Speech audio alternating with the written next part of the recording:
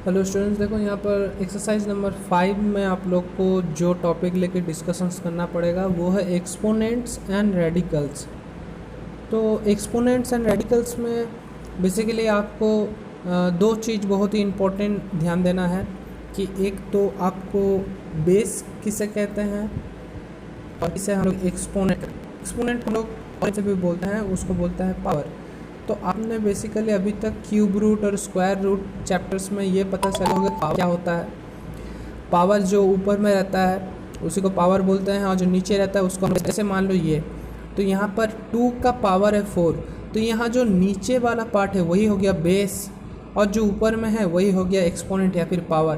तो इस केस में मैं क्या कहूँगा, 2 to the 4 का बेस कितना है, 2 है।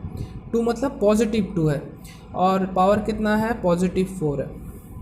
ये वाला केस में देखो एक ब्रैकेट इन्वॉल्व हुआ है, ब्रैकेट के अंदर में -3 है और उसका पावर 5 है। दैट मीन्स यहाँ का बेस कितना हो गया, बेस हो गया -3 एंड पावर या फिर एक्सपोनेंट हो गया +5। इसमें देखो, इसमें एक फ्रैक्शन गिवन है, फ्रैक्शन एक ब्रैकेट के अंदर में है और यहाँ पर ब्रैकेट के बाहर पावर है। तो ब्रैकेट के बाहर अगर पावर है दैट मीन्स ये पावर 3 के साथ भी लागू है और 4 के साथ भी लागू है। तो इसीलिए यहाँ पर बेस क्या हो गया, ये ब्रैकेट के अंदर में जो भी है वो वाला हो गया बेस। दैट मीन्स बेस हो गया 3/4 एंड पावर कितना हो गया 5। सपोज़ मान लो ये वाला बात ऐसे रहता कि 3^5/4, तो मैं नहीं कह सकता था कि बेस हो गया आपका 3/4, क्योंकि देखो आप नोटिस करो कि 5 सिर्फ और सिर्फ 3 के साथ है, 4 के साथ नहीं है। तो इसीलिए मैं यहाँ नहीं कह सकता कि बेस 3/4 है, लेकिन इस केस में हो रहा है क्योंकि ब्रैकेट है और ब्रैकेट के बाहर है पावर। दैट मीन्स ये पावर दोनों पे ही एप्लीकेबल है। अगर ब्रैकेट नहीं रहता है तो जिसके ऊपर में वो पावर है बस उसी के ऊपर ये एप्लीकेबल होता है, इसके ऊपर नहीं हो रहा है, तो इसलिए यह बेस मैं इसको नहीं कह सकता।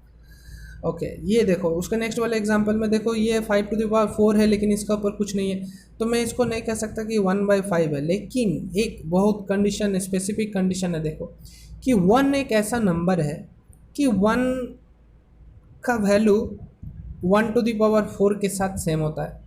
मतलब मैं कहना चाहता हूँ कि 1 लिखो या फिर 1^4 लिखो, दोनों में ही आपका वैल्यू कितना आएगा, 1 आएगा।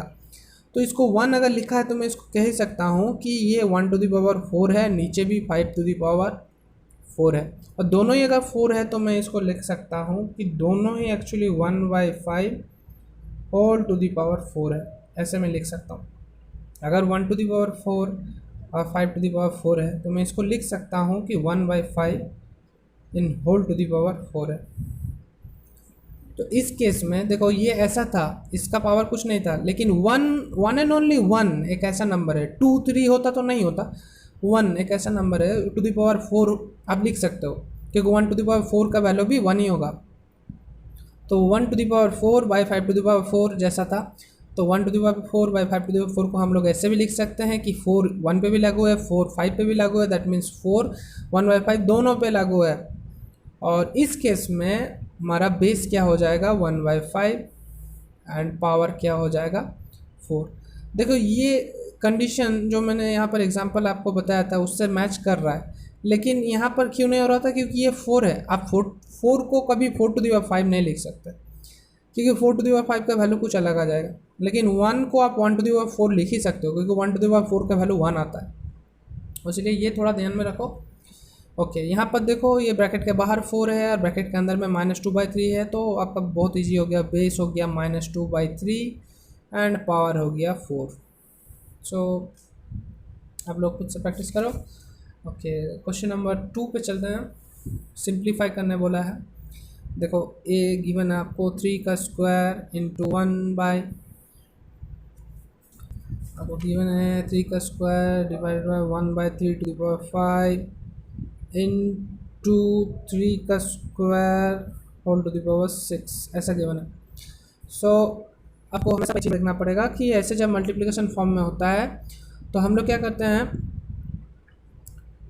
Division form. एक फार्मूला आप लोग देख लो, ये 2 फार्मूला यहाँ पर काम में लगेगा। ये देखो ये formula A to the power M into A to the power N, ये क्या हो जाता है, A to the power M plus N हो जाता है। मैं थोड़ा क्लोज से दिखाता हूँ, आप लोग को शायद हेजी नज़र आ रहा होगा। ये देखिए A to the power M, A to the power M into A to the power N equals to A to the power M plus N. आपको नज़र आ रहा है यहाँ पर A to the power M into A to the power N equals to A to the power M plus N. ये बोलने का मतलब क्या है कि देखो अगर बेस सेम है तो अगर मल्टीप्लाइड फॉर्म में है तो उन लोग का पावर ऐड हो जाता है। और उसके साथ ये वाला फॉर्मूला भी देख लो कि अगर बेस सेम है और वो दोनों डिवाइड फॉर्म में है तो ऊपर न्यूमेरिकल में जो न्यूमरेटर में जो है वो पावर से डिनोमिनेटर का पावर सब्ट्रैक्ट हो जाता है। ये दोनों समझ लो, लेकिन कंडीशन क्या है, देखो बेस सेम है, बेस चेंज नहीं हुआ, और ये मल्टीप्लाई है और ये डिवीज़न है। ये प्लस और माइनस के लिए नहीं होता, ठीक है, मल्टीप्लाई और डिवीज़न के लिए लागू होता। तो यहाँ पर आते हैं मैथ पे। देखो यहाँ पर क्या है, मल्टीप्लाई है, तो मैं पहले कर लेता हूँ। ये तो हो गया 3 स्क्वायर इंटू ऊपर में ये है न्यूमरेटर में तो 3 का square whole to the power 6 है, और नीचे हो गया 3 टू द पावर 5, ऐसा हो गया। सो देखो ये वाला को थोड़ा समझते हैं, ये वाला का क्या होगा। फिर देखो ये वाला थोड़ा, ये वाला आप देख लो थोड़ा।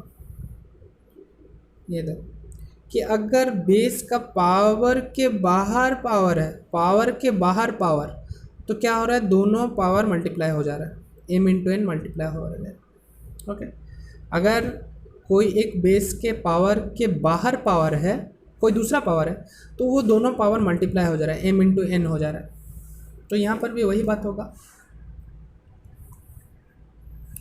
देखो यहाँ पर क्या है, 2 है और उसके बाहर पावर है 6, तो 2 और 6 मल्टीप्लाई होकर कितना हो जाएगा, 12 हो जाएगा। तो ये हो जाएगा 3 square into 3 to the power 2 into 6 हो जाएगा, दैट मीन्स 12 हो जाएगा, डिवाइडेड बाय नीचे हो जाएगा 3 टू द पावर 5।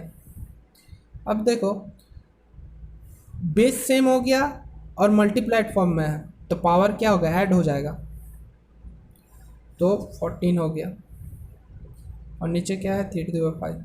अब देखो बेस सेम है और डिवाइड फॉर्म में है तो न्यूमरेटर का पावर से डिनोमिनेटर का पावर सब्सट्रैक्ट हो जाएगा, दैट मीन्स ये हो जाएगा 3 to the power 14 minus 5 equals to हो गया 3 टू द पावर 9।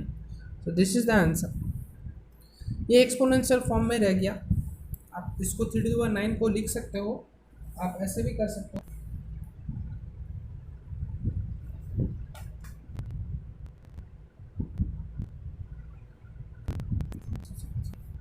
तो आप लोग ऐसे भी लिख सकते हो कि 19683, मतलब मैंने क्या किया, 3 को 9 टाइम्स मल्टीप्लाई किया,